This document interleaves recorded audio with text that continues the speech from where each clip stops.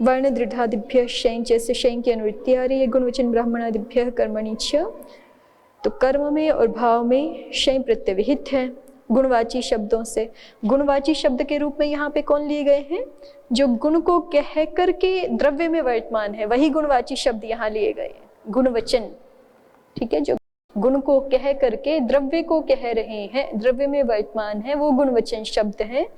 तो शुक्ल भी, शुक्ल अश्व जब बोलते हैं तो शुक्ल भी गुणवचन शब्द है इसके अनुसार।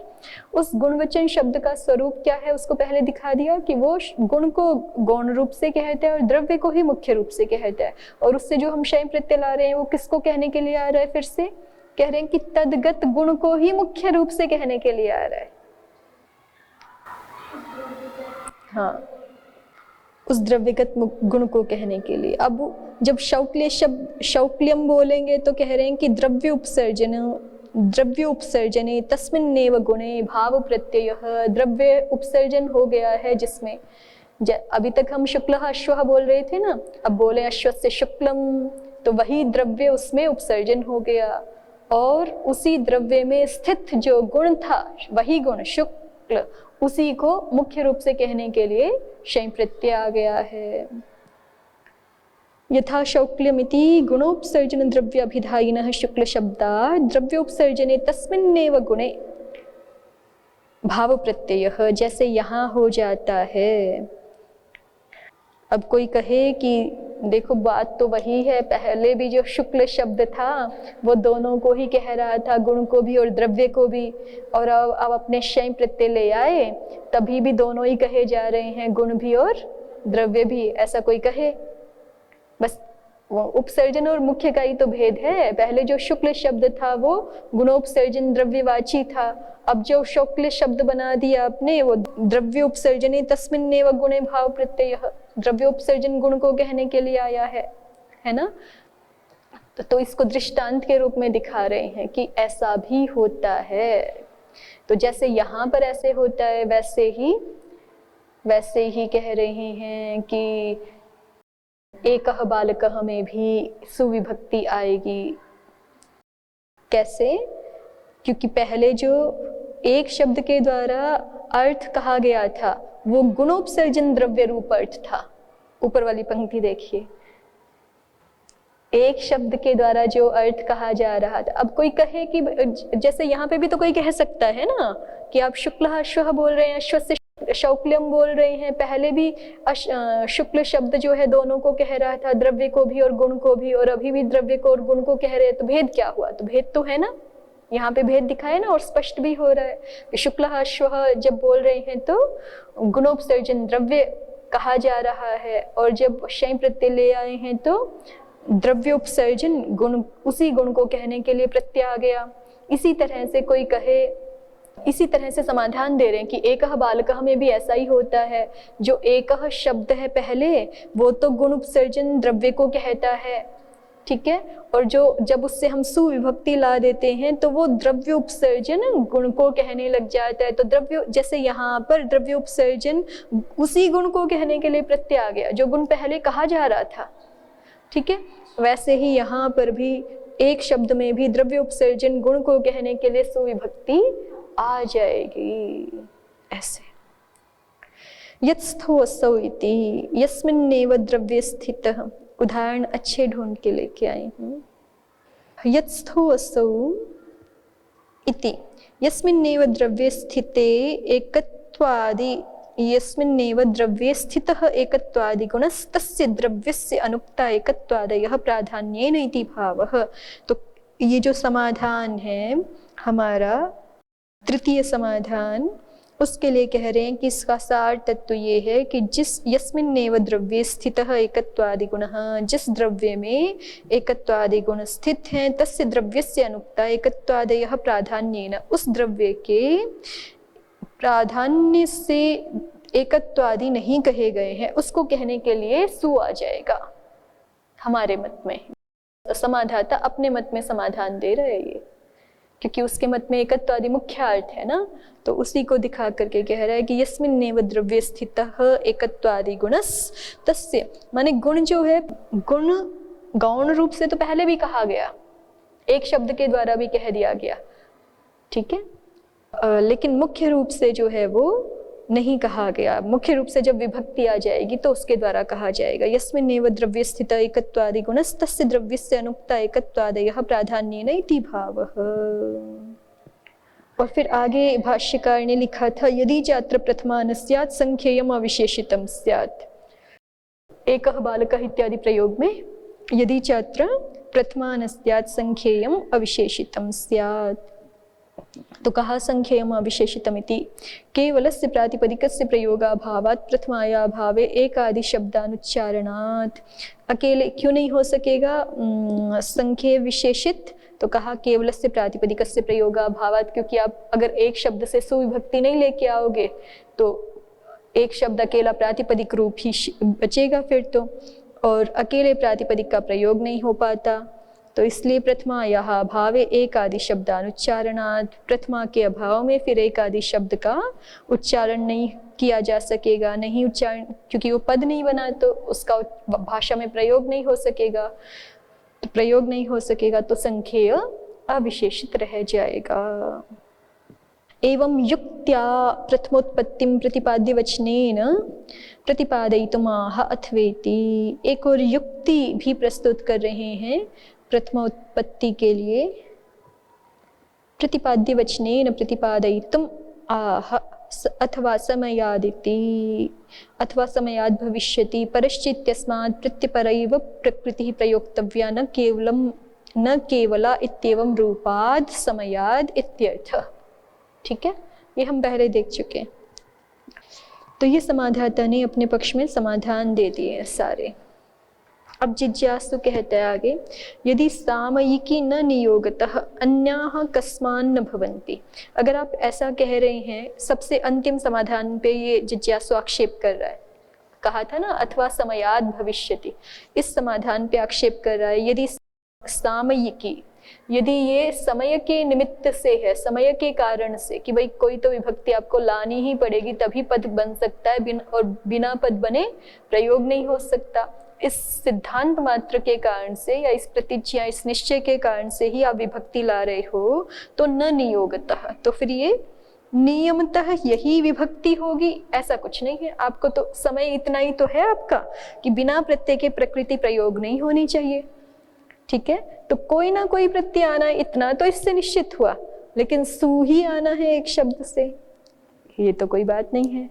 ठीक है, इसी को कह रहे हैं, यदि सामयिकी न नियोगतः, उद्योतकार लिख रहे हैं न नियमतः, एक शब्द से सु ही आएगा, द्वि से औ ही आएगा, बहु से जस ही आएगा, इस निश्चय तक आप नहीं पहुंच सकते। समय के कारण से इतना निश्चय तो हो जाएगा कि कोई ना कोई प्रत्यय आना है, उसी को लिखा है।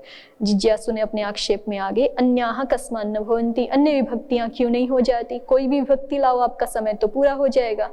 ठीक है, आपका समय, आपका सिद्धांत, आपकी प्रतिज्ञा तो पूर्ण हो जाएगी, पद बन जाएगा। तो अन्यः कस्मान् न भवन्ति, समाधाता ने कहा कर्मादि नाम अभावात्, अन्य विभक्तियां आ नहीं सकती क्योंकि उनके भी आचार्य ने कर्मादि अर्थ बताए हैं। और यहाँ पर जब हम एक शब्द से सु लाना मतलब एक शब्द से एकः बालकः के संदर्भ में ऐसा प्रयोग हम जब करना चाहते हैं तो फिर वहाँ कर्मादि अर्थ तो है नहीं। ठीक है, वहाँ कर्मादि अर्थ है नहीं, क्योंकि सारी विभक्तियां किसी ना किसी अर्थ को समर्पित हो चुकी हैं। ठीक है, किसी न किसी विशिष्ट अर्थ का बोध कराने वाली है, तो यहाँ पे वो सारे अर्थ हैं नहीं। तो इसलिए जो है वो, जो आप कह रहे हैं कि द्वितीय आदि क्यों नहीं हो जाते, अन्य क्यों नहीं होते, तो अन्य तो हो नहीं सकेंगे। तो जिज्ञासु कह रहा है नहीं, एक बची हुई है विभक्ति जो किसी अर्थ विशेष में नहीं गई, क्या? षष्ठी तरही प्राप्नोति। प्रदीपकार ने कर्मादि नाम अभावात् पे लिखा है कर्मण्येव द्वितीया इत्येवं द्वितीयादीनाम नियतत्वात्, द्वितीयादि नियत हो चुकी हैं कि वो कर्म आदि अर्थों में ही होंगी। तो जिज्ञासु कहते हैं षष्ठी तरही प्राप्नोति, फिर षष्ठी पाएगी। कर्माद्य भावः शेषः इति भावः, क्योंकि उसका अर्थ ही यही है कि कर्म आदि का जहाँ अभाव है वो शेष है और शेष में षष्ठी होती है, तो षष्ठी पाएगी। प्रातिपदिकार्थस्य अशेषत्वात् कथं तत्र षष्ठीत्यताः कर्मादि इति। अब कोई ये उद्योतकार और सिद्धांत पक्ष में जाकर के बात कह रहे हैं, तो वो कह रहे हैं कि प्रातिपदिकार्थ तो अशेष है ना, तो उसको शेष कैसे दिखा रहे हो? षष्ठी शेष से पहले जितने भी अर्थ कह दिए वो तो अशेष हैं एक तरह से, माने उनको छोड़ करके अन्य अर्थ षष्ठी में लेना है ना। तो प्रातिपदिकार्थ तो पहले कहा जा चुका, जैसे कर्मणि द्वितीया षष्ठी शेष से पहले आ चुका, वैसे प्रातिपदिकार्थ भी पहले आ चुका, तो वो तो शेष नहीं है, उसको आप शेष कैसे दिखा रहे हो? माने जो जिज्ञासु दिखा रहा है षष्ठी तरही प्राप्त होती, उसी पे प्रश्न हो रहा है कि आप जो है वो षष्ठी को शेष नहीं, प्रदीपकार पे प्रश्न हो रहा है। जिज्ञासु ने तो षष्ठी तरही प्राप्त होती ये दिखा दिया, माने दोनों पर है, क्योंकि जिज्ञासु की बात का समर्थन करने के लिए प्रदीपकार ने लिखा है कि वो षष्ठी को शेष विभक्ति मान रहा है। ठीक है, षष्ठी को शेष विभक्ति जिज्ञासु मान रहा है, और शेष का अर्थ क्या मान रहा है? कर्माद्य भाव शेष, माने प्रातिपदिकार्थ भी शेष है, ऐसा जिज्ञासु मान करके कह रहा है कि प्रातिपदिकार्थ भी शेष है, इसलिए उसमें षष्ठी शेष प्राप्त हो जाएगी। तो इस पे उद्योतकार कह रहे हैं कि प्रातिपदिकार्थ शेष तो नहीं है, प्रातिपदिकार्थ शेष नहीं है। कर्म आदियों के संदर्भ में ही प्रातिपदिकार्थ भी तो कहा गया है उसी प्रकरण में, तो जैसे कर्मादि शेष नहीं है वैसे ही प्रातिपदिकार्थ भी शेष नहीं है, वो तो अशेष है। प्रातिपदिकार्थस्य अशेषत्वात्, प्रातिपदिकार्थ के अशेष होने से कथम तत्र षष्ठी, वहां पर षष्ठी कैसे हो जाएगी? माने प्रातिपदिकार्थ में, तत्र अर्थात प्रातिपदिकार्थे षष्ठी कथम इत्यतः। तो इसी करके प्रदीप ने ये दिखाया है कि शेष का अर्थ अलग है। शेष का अर्थ क्या है? तो कहा तावन मात्रमेव शेष इति अभिमान। तावन मात्र माने कर्मादि मात्रमेव, कर्म करण संप्रदान इत्यादि यही जो है, इन्हीं को छोड़ के अन्य शेष है। कर्मादि में प्रातिपदिकार्थ को नहीं मिला रहे, तो इस दृष्टि से प्रातिपदिकार्थ को भी शेष मान करके जिज्ञासु ये कह रहा है कि षष्ठी हो जाएगी प्रातिपदिकार्थ में, प्रातिपदिकार्थ भी तो शेष अर्थ है। तो समाधाता कहता है कि शेष लक्षणा षष्ठी अशेषत्वान न भविष्यति, माने उद्योत ने जिस बात को पहले दिखाया उसको समाधाता आगे कह ही रहे हैं कि आप कह रहे हो शेष लक्षण षष्ठी हो जाएगी, पर कैसे हो सकती है? ये प्रातिपदिकार्थ तो शेष नहीं है, ये तो अशेष है। ठीक है, माने कहा जा चुका है पहले, अशेषत्वान्न भविष्यति। प्रदीपकारः प्रातिपदिकार्थस्य प्रथमाविधौ उपयोगात् तस्य च अव्यतिरिक्तस्य इह सद्भावात्। प्रातिपदिकार्थ भी प्रयुक्त हो चुका है प्रथमाविधि में।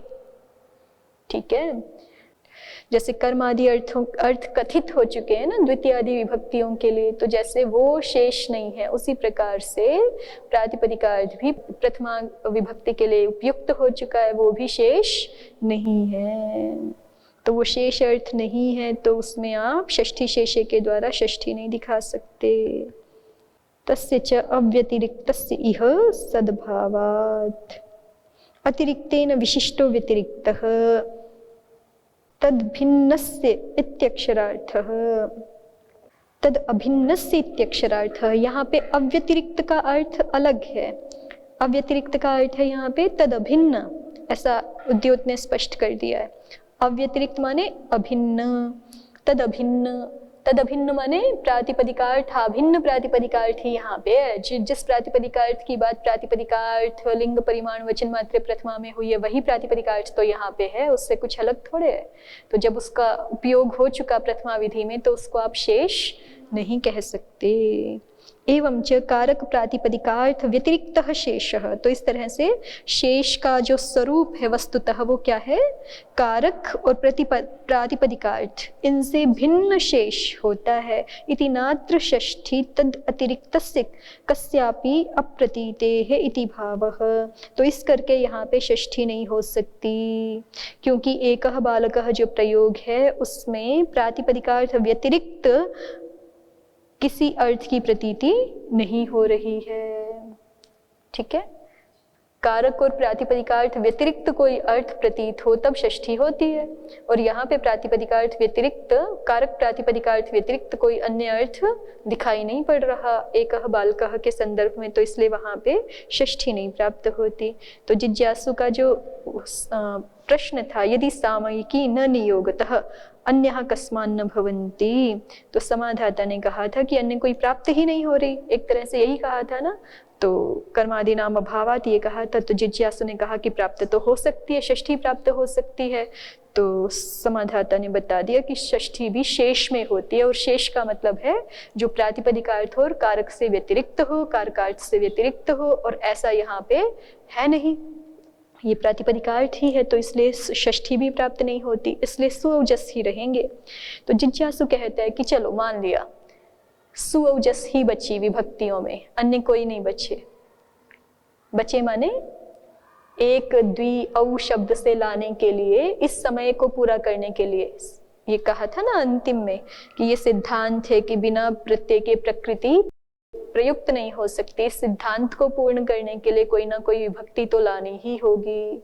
तो इसी संदर्भ में जिज्ञासु ने कहा था कि केवल सुअवजसी थोड़े बच्चे हैं आपके पास, और सारी भी तो कितनी विभक्तियां, 18 विभक्तियां और हैं, या कह लीजिए 18 भी नहीं, कहीं संबोधन को फिर से रिपीट ना करें तो भी 15 विभक्तियां तो और शेष हैं। तो उनके बारे में कहा था कि वो तो आ नहीं सकती, वो विशिष्ट अर्थों में ही आती हैं, है ना, विशिष्ट अर्थ यहाँ पे है नहीं।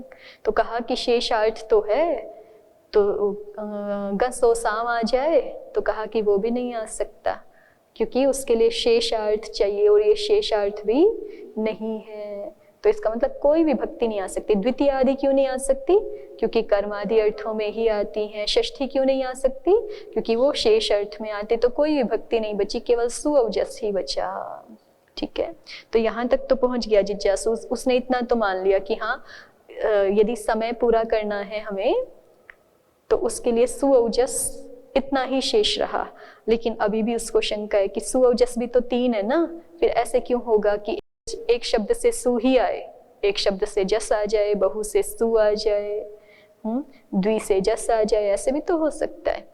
एवमपि, उसी बात को जिज्ञासु आगे कह रहा है, एवमपि व्यतिकरः प्राप्नोति, फिर भी व्यतिकर तो इतना, एवमपि माने इतना होने पर भी, इतना आपने जो है वो यहाँ तक निश्चय करा दिया कि अम औक्षस इत्यादि नहीं आ सकते, गसो साम भी नहीं आ सकते, लेकिन फिर भी सुअवजस तो है।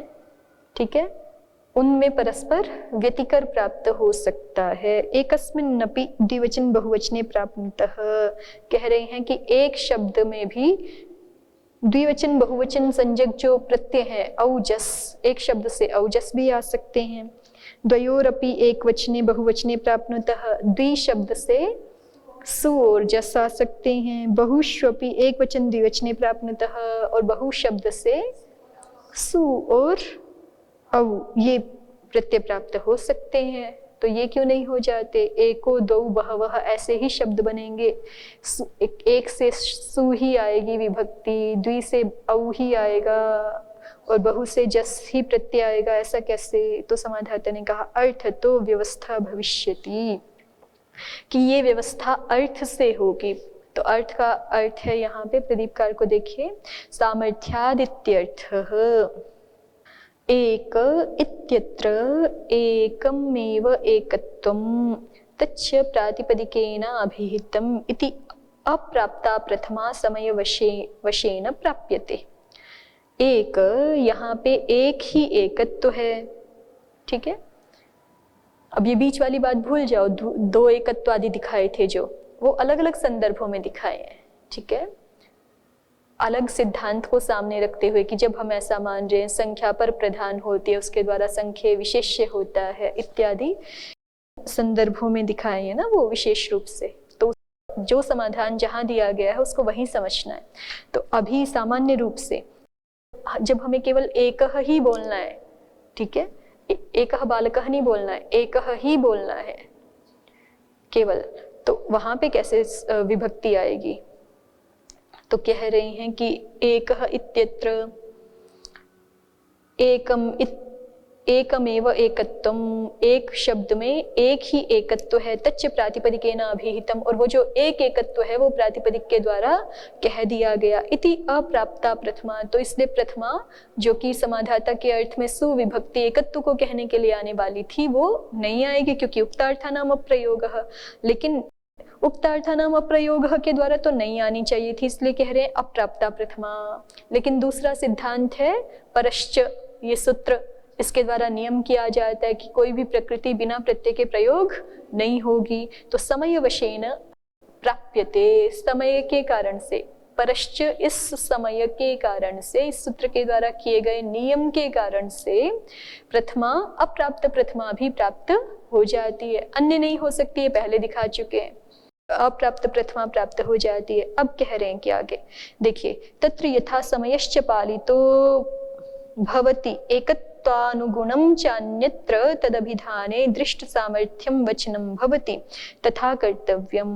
अब कह रहे हैं कि जब हमें एक शब्द से आगे आने के लिए 3 विभक्तियां शेष हो गई, सु औ जस 3 प्रत्यय शेष हो गए, ऐसा कह लीजिए। तो अब कह रहे हैं कि हमें ऐसा कार्य करना चाहिए, ऐसी व्यवस्था करनी चाहिए। कैसे?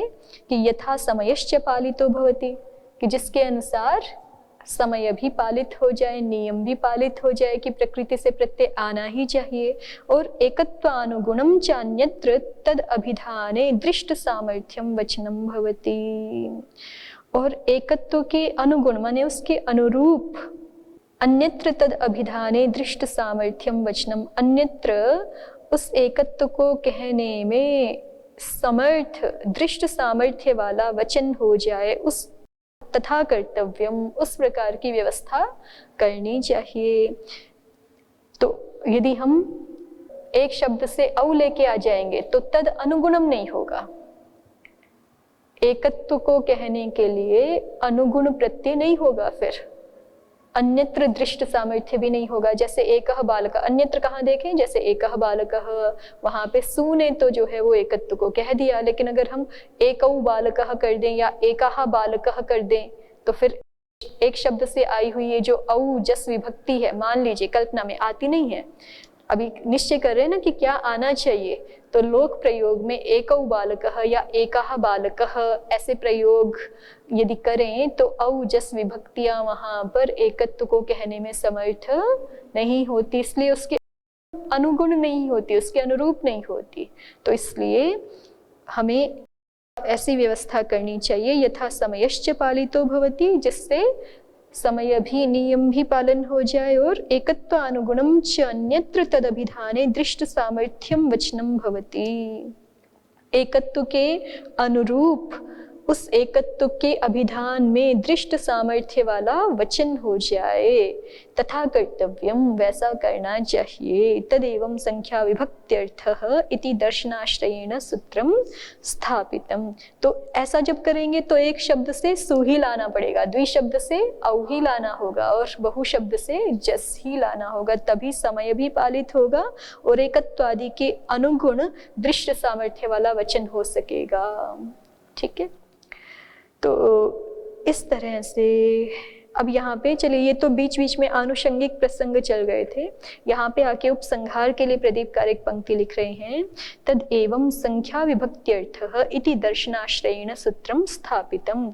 तो यहाँ तक आकर के समाधाता ने संख्या विभक्त्यर्थ है इस दर्शन को स्वीकार करते हुए, इस दृष्टि को स्वीकार करते हुए सूत्र को स्थापित कर दिया है, माने सूत्र रखा है, अनभिहिते रखने की आवश्यकता है, ऐसा प्रतिपादित कर दिया है।